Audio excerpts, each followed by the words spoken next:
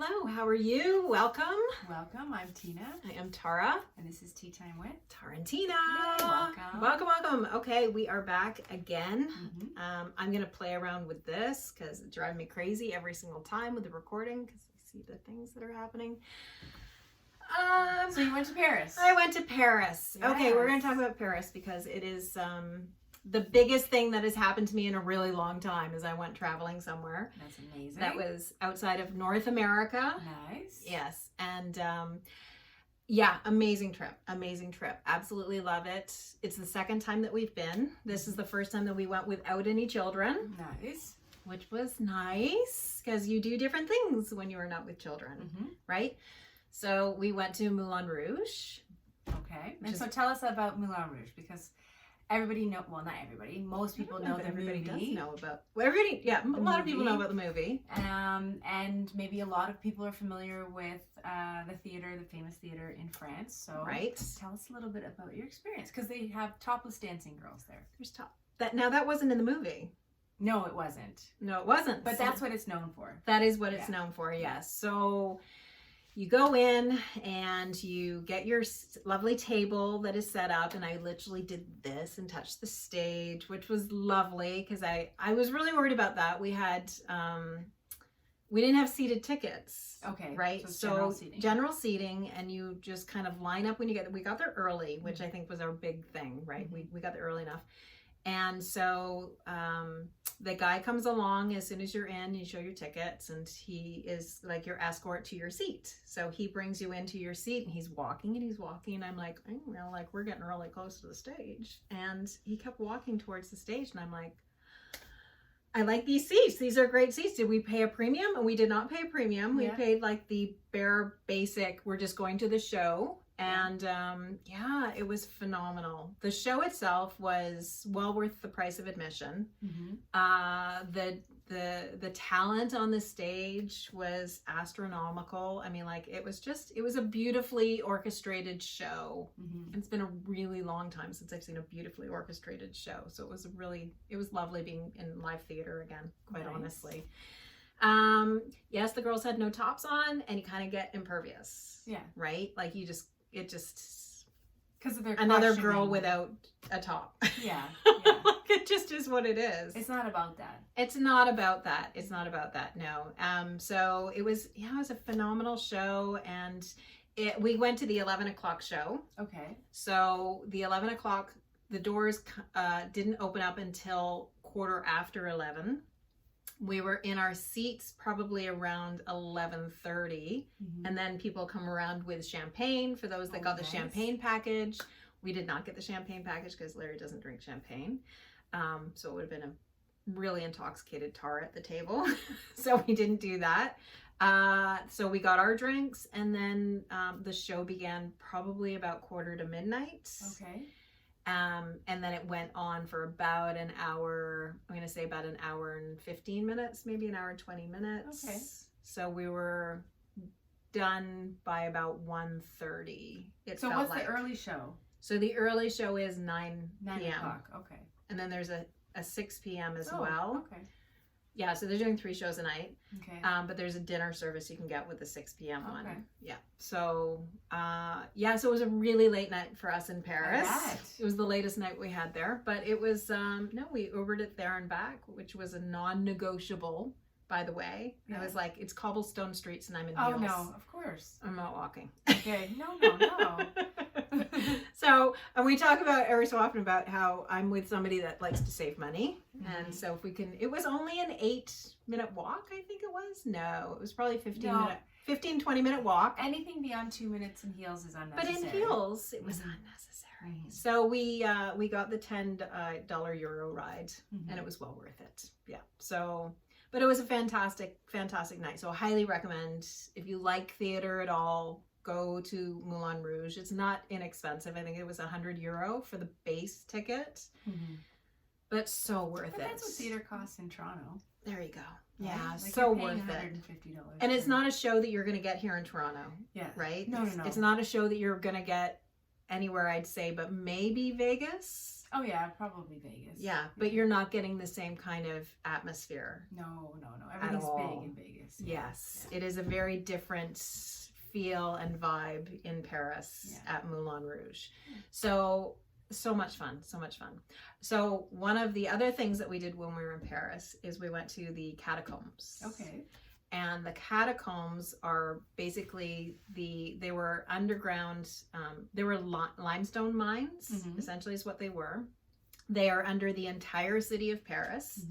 And somewhere in I'm going to say the very late 1700s, early 1800s, they made a decision to convert the limestone mines into a catacomb to relocate the bodies that were in the cemeteries that they felt were contributing to disease in the city. Okay. So it was a process over a number of decades where they were relocating all of these bodies into the catacombs underneath the city. And essentially it literally is just bones stacked on bones, stacked on bones. Interesting. You would see skulls that were very strategically Is it positioned. said to be haunted or anything? I didn't hear anything about it being haunted. It didn't have that vibe for sure.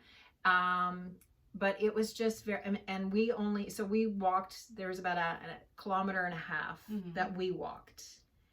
But there is actually, I believe they said 300 kilometers worth of tunnels underneath the city. So it's a very small portion that you see. But what you see in the kilometer and a half is staggering. The amount. Well, it's such an old city. And it's it's apparently there's 6 million people that are buried underneath the city of Paris. And they're saying there's nothing about it being haunted. No, there's nothing about it being haunted. Yeah, 6 million people and nobody's come back to say hello? 6 million people, nobody's saying hi. No, goodness. Nobody tapped me on the shoulders halfway through it. Were there a lot of people looking at it? Yeah. Was it like it's very busy? It's very busy, yeah. And we were so when we got to Paris, they had just lifted the mask mandate. Okay. So this was in a period of a mix of people that were very excited to now go to the attractions and not have to wear masks anymore. So we tried to go in on the first day and it was raining when we tried to go in, and everybody wanted to go in when it was raining because what a great time to go underneath the city. Yeah, when it's raining. When it's raining. So we couldn't go in on the first day. We ended up going 2 days later, and we actually booked the tickets after midnight, and since we were at Moulin Rouge, we were up after midnight. So I booked the tickets at midnight that night, and that's how we were able to get in because it was that busy. It was that busy. Otherwise, we wouldn't probably be able to get in. Oh, wow. Yeah, because you have to book your tickets the day before. But it was, quite amazing. They check your bag on the way out to make sure you haven't stolen any bones. Because I'm assuming that's what people have done in the past. Yeah, because there are some missing areas where you know that there should have been a skull there. Oh, wow. Yeah, so that was an interesting one. We were looking for, obviously that's not something you do when you have the kids. Well, like we had 10-year-olds with little us. Kids, they might be freaked out when we went to Paris first time. Or uninterested. Yeah. No, we have kids that a couple of the kids were freaked out by stuff like that, so I don't think they would have liked it very much. One would have been okay. Yeah. And otherwise we walked 14 kilometers every single day. Wow. Got your steps in. We got our steps in and had guilt-free patisserie 3 times a day because we were walking all the time. So what was your favorite treat? So my favorite treat, well, the daily was typically a croissant. Okay. I would have a croissant every single day because it's so light. Yeah.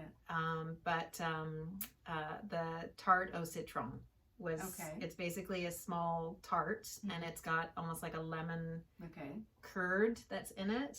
And it was just... Did you have any eclairs? So good. I did not have any eclairs. We went to a shop and this shop was incredible. We took video of the shop, but it was just eclair, all different types and flavors. And but we didn't, I don't know why I didn't get an eclair.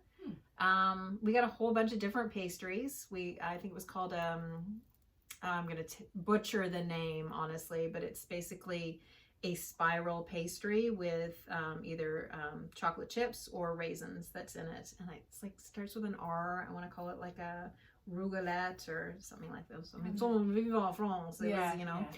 Anyway, so we had those a couple of times, but yeah, it was amazing. Just delicious. Every single thing that we had pain au chocolat, obviously.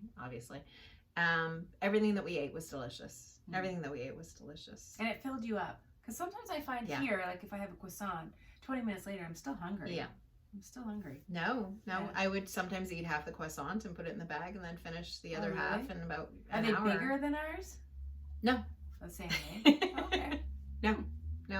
No. They're just better made, I think. Better made, yeah. Yeah, they're better made.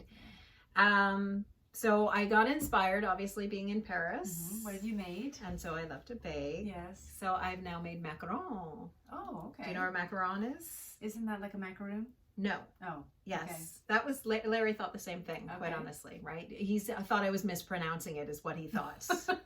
I'm not mispronouncing it. It's macaron, and it's basically it's a meringue style cookie. Oh. And it has a filling of like I think Anna butter. Olsen probably makes those. I don't know who that is, but I'm sure she does. Yes.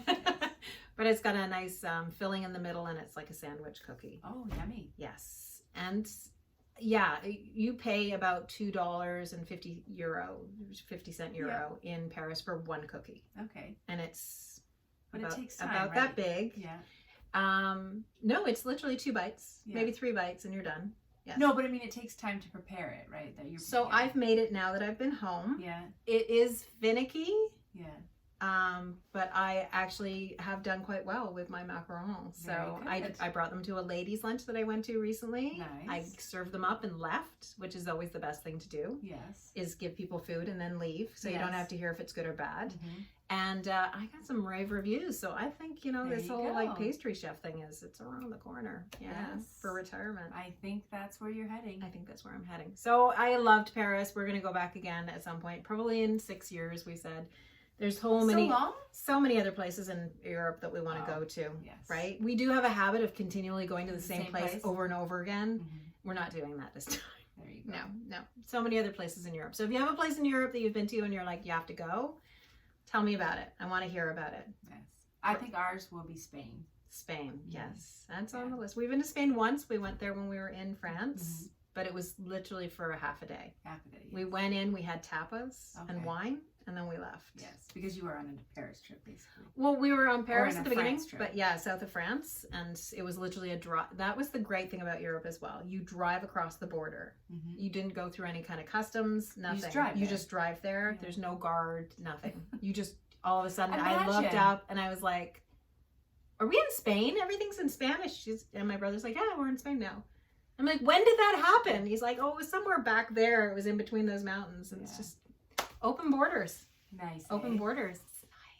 Nice. Imagine that. Imagine that. Mm-hmm. I know there's a lot of friends that we have in the States that would feel the same. That would be lovely if we had open borders. It'd be so much easier. It'd be so much well, easier. not that it's difficult. It's just you never know how much time it's going to take. No, exactly. Yes, Yeah. that's the big thing. Yeah. So, yes. That's so cool. yeah. So That's that was cool. Paris in a nutshell. Nice. Yeah. Oh, and you have to mention your Iceland.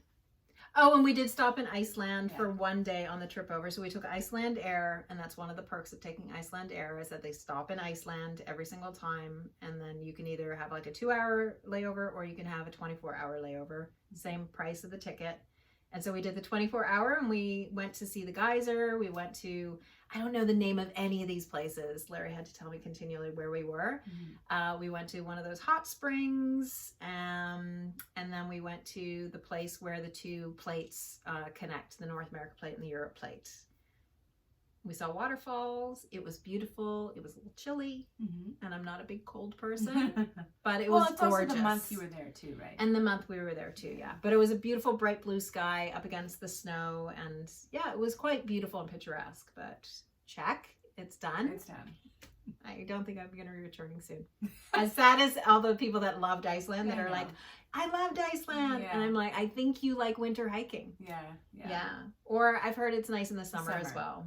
Yeah. It's not so cold in the summer, but there's a lot of other places I need to go. Yeah. Yeah. I hear you. Yeah.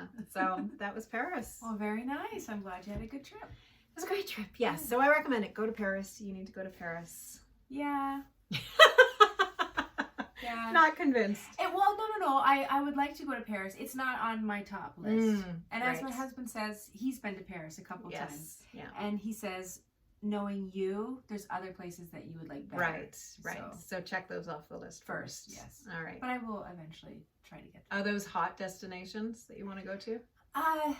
Yeah, they're more hot. Like I'm more like I would like to go to Spain, Greece, Italy. Right. I'd All like hot to see spots. Monaco. Hot spot. But then again, I would like to see Switzerland. Okay. Yeah. Uh, Norway. Yeah, Norway too. Germany. Mm. Yeah. No, I'm Brussels. I'm not a schnitzel girl. Brussels. Um, They make great waffles. yeah. Yeah. A few places. A few then. places. Okay. Yeah. All right. This is the great thing that we're in right now is that so many places in the world are opening up. Yeah. So get out to a map. prioritize, right? Put Get them out a on map. list. Yep. Get out your this is where I want to go list. Yeah. Like if you look behind that wall, there's a vision board and it's got the places I want to go on it. Nice. Just get it out there. Start planning. Yeah. And book the travels is the big thing, right? Mhm. Just start booking it. Yeah, just book Right? it. Just book it. We were 2 years in the waiting to go to Paris. All right, guys. Okay. That's a Paris in a nutshell. I hope you enjoyed it. Very nice. Make sure that you go to YouTube or go to Spotify and listen to the podcast on there as well. Cool. Thanks, guys. Bye. Talk to you soon.